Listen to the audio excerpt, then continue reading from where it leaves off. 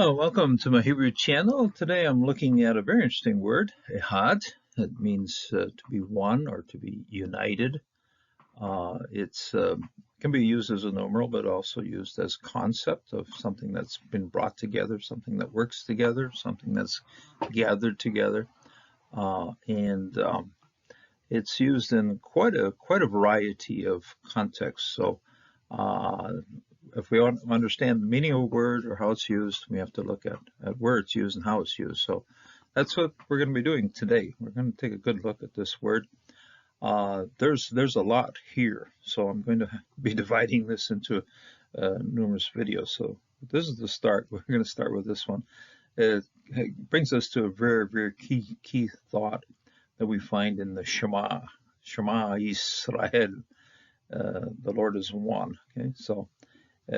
And we'll get to what that one means, ehad, ehad, the one, the united one, the one that brings unity between him and us. So very interesting concept that we see in this word, ehad. Now, we'll beginning in Genesis 3, verse 22. It actually begins right at the very start, Yom Ehad, but that'll be a separate study. But here in Genesis 3:22, God said, "Behold, the man has become like one of us." Okay, he has become ehad right here. That's ehad in knowing good and evil. Okay, yatovera. Now, lest he reach out his hand, take also the tree of life and eat and live forever. Now, this is a concern here for Jehovah. He did not want to be having to deal with a sinful man, sinful woman, and so rather than fellowshipping in the garden, he expels the people from the garden and places an angel with a flaming sword there. And that event, that happening of the Adam and Eve being expelled from the garden, paves the way for what happens really with the entire rest of the scripture. In other words, the gates that were closed at Eden, now the ministry of redemption, sending Christ his Son and so forth, has been sent to again open those gates and bring us into the heavenly city. So here we understand that being one with the Lord, but being one as a sinful person doesn't work. So behold, the man has become like one of us in knowing good and evil. Okay, he knows good and evil. The Lord also knows good and evil, but the Lord, of course, has evil under control, whereas man does not. So this is the breaker here of breaking the relationship between the man and God. Adam, when he sinned, he no longer had the privilege of walking with the Lord in the garden. ויאמר יהוה אלוהים כן האדם היה כאחד מאיתנו לדעת טוב ורע, ועתה פן ישלח ידו ולקח גם מעץ החיים ואכל וחי לעולם. What if he would grab from that tree and live forever? I'd have to put up with him forever and struggle with him forever. So the Lord expels the man and the woman then, of course, from his garden, from his presence. And as I said, from here on, redemption history is to restore that again. We also find Ehad in Genesis 11, verse 1, and the whole earth had one language, Shapha Ehad, and the same words, okay? Hadabarim Ehadim. And this is an interesting, it shows us something quite interesting, that the same word Ehad has a singular and has a plural, okay? The ones, the united. And I put in two translations here to sort of capture what's happening here. The whole earth had one language and the same words. The whole earth had a unified language, okay, Shaphat Ehad, and unified words, Devarim Achadim. And so it's V'yehi kol haaretz shafa ehad u devarim achadim. I'm so used to saying acharim.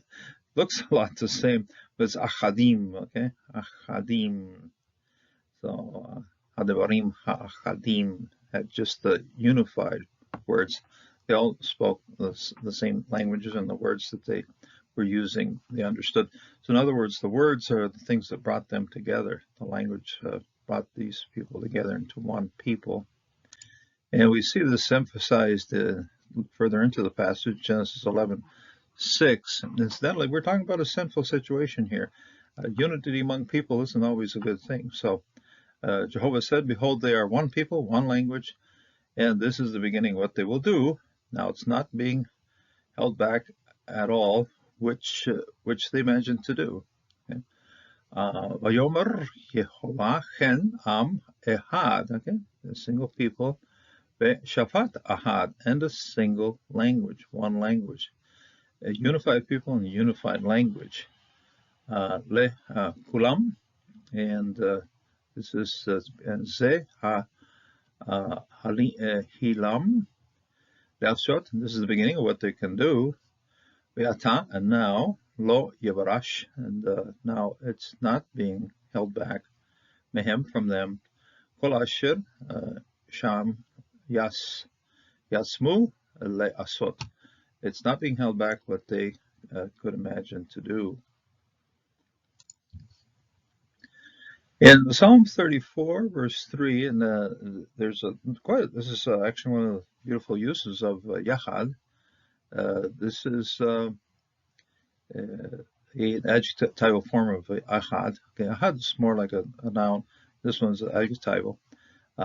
Gadolu le'yehovah eti u ni roma shemo yachadav. Let us exalt his name together as one. Okay, let us exalt his name as one. Yachdav. We also find it in Psalm 133, one of my favorite psalms, and I'll probably be doing further studies on this one.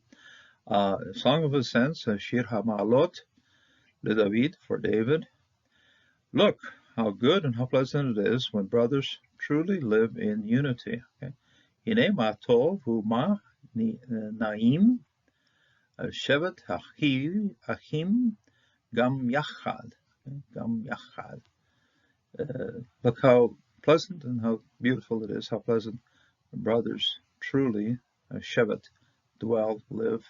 Shevet is yashav. This is form of yashav, to live. Shevet achim gam yachad, as one. Brings us now to the Shema. Hear, O Israel, Jehovah our God, Jehovah is one, and you must love Jehovah your God with all of your heart, with all of your soul, with all of your might. Shema Yisrael, Yehovah Eloheinu, Yehovah Ehad. Ve'havata et Yehovah Elohecha b'kol levacha, b'kol nafshecha, b'kol meodecha. Now, take a look at here. This is a had. This is one, or unified. Our God is unified. Jehovah is unified. And ahav is to love. Very similar, not just sound the same, but us actually sort of pointing us in the same direction. And so ehad, ahavata. Okay. So, and you must love it, direct object marker, Yehovah Elohecha. Now, I've structured these all on top of each other just to see how they all connect together. So it's a nice thing. When you can set it together like this, you can see the connections inside of this these two verses. There are two verses, so the verses 4 and 5 here. And it's interesting because you begin with Yehovah Eloheinu, okay, Jehovah, our God. Okay, now this is plural, but also Elohe. Okay, and this, of course, is the normal Elohim plural. It's construct form here with the suffix, the pronoun, first person plural pronoun suffixed on here. And So it makes this one a plural, and so it is very interesting. This makes this thing a plural with a singular meaning. We translate then our God. We're not saying gods, we're saying God. Okay, but the word is a plural, and we understand it in a singular sense. Uh, and we have to take kind of the same kind of thought on this last one here. A had most certainly is a singular, okay, one, but it has also a plural sense of something being unified, something that is brought together. So so this is one way of saying it. Hear, O Israel, Jehovah our God, Jehovah is unified. Okay, he's a plural brought together as a singular. He's a plural brought together as a singular. Okay? Now, as a Christian, I like to take this as a way of saying, okay, we can understand the Trinity inside the God there, inside of Jehovah. But what we have here actually in this passage is the unity of Jehovah with those who love him. And that's what this passage is emphasizing. This unity has been broken by sin, but Jehovah invites us into establishing unity, ehad, with him through this kind of love that only the Lord can give us. So, Shema Yisrael, Yehovah Eloheinu, Yehovah Ehad, Ve'ahavata. Okay, and then unify yourself with Jehovah Elohecha, your God, Bekol levacha, bekol nafshecha, bekol meodecha. And it's really no surprise at all that this passage has been quoted numerous times in the New Testament with some very interesting variations. I'm going to get into that, and it allows us to understand a little bit more of what has happened here, what happens here in Deuteronomy 6. The Jewish people today take this ehad as fiercely independent God. We as Christians take it, no, God who is now establishing a relationship with us through love. Okay, He loved the world so much He gave His only Son. So this is the reestablishing fellowship with God comes through the love of the Father, the love of the Son, and the love that He orders us to have for Him, or He instructs us to have for Him. Ahavata is Yehovah Elohecha, Bekol levetcha, with all of your heart. This one is translated also as mind in the New Testament. Bekol nafshecha, with all of your soul. Bekol meodecha, with all of your might. And I'm taking a quick look at the three places it's found in the New Testament. Mark 12, verse 29, and Jesus answered, the most important is, Hear, O Israel, Shema Yisrael, Yehovah Eloheinu, Yehovah Ehad. You shall love the Lord your God, Yehovah Elohecha, Bekol levecha, Bekol nafshecha, Bekol yadecha. This mind is a translation of levecha. In other words, to be of mind. The heart is the source then of your mind, and with all of your strength. Meodecha. The second is like this: you shall love your neighbor, yorehu, as yourself.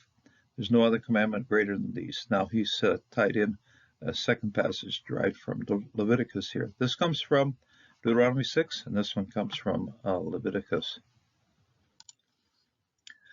And Jesus also was talking to a scribe in the temple courts, and then Jesus asked him, okay, what does the scripture say about this? And this scribe then answers, you shall love the Lord your God, Ahavata et Yehovah Elohecha, Bekol levecha, Bekol nafshecha, Bekol meodecha, Bekol yadecha, with all of your thinking, your diatheke, and your neighbor as yourself. And then Jesus says, you answered very well.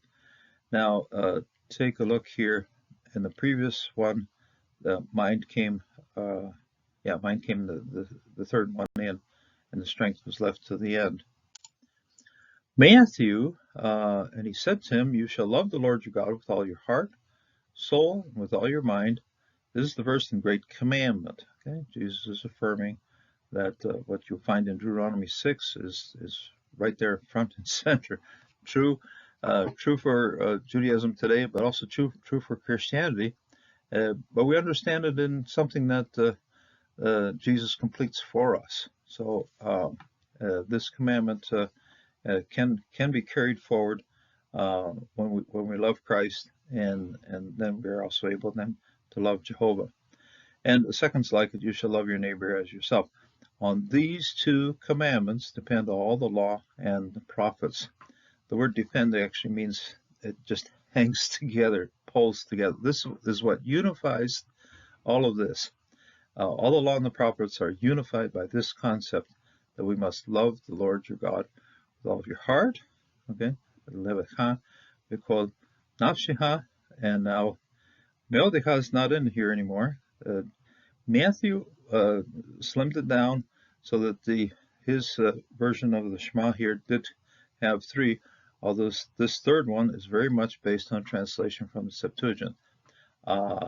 The quoting of the Shema in the New Testament is derived from the Greek translation of the Old Testament. That's where it comes from, and the church or Jesus at that point had concept or did have a understanding of how it was translated into Greek. And lend our study with something very interesting. Jesus affirms in his teaching, the Father, okay, and I are one. We are ehad. And this means we are united in what we are doing. We have come together, and whatever Jesus does, he does for the Father. Whatever the Father wants to do, he's doing through Jesus. So we are, the Father and I are one, okay? And when the Jewish people heard this, again, the Jews picked up the rocks to stone him. That to them was a tremendous affirmation for what they consider very blasphemous affirmation for Jesus to declare himself to be one with his Father, one with Jehovah God. And if it's not true, it is a tremendous blasphemous statement. If it's true, wow, what an affirmation of unity for Jesus to affirm that kind of connection with his Father. And for us, it's really good news, because when Adam and Eve sinned, they were thrown out of the garden. He made some clothing for them first before he sent them on their way, but the door was slammed shut. And now, with Jesus in his ministry and his love for the Father and love for us, Jesus is now opening those gates, and we are being welcomed in through Jesus through those gates once again. And it's based on the love that the Father has for his Son, the love that the Father has for us. And so we will at some point be able to enter the gates of glory when it comes to that day when God receives us in heaven. So may God give you understanding, give you a lot of comfort in knowing that we are one with the Father. How? Through love. He has loved us first, and then he asks us, or commands us then, to love him with all of our heart, soul, strength, and mind. And that is something that we must certainly obey in our lives. So may God bless, and may God give you understanding as to the relationship we have with the Father through Jesus the Son. May God bless, and until the next time.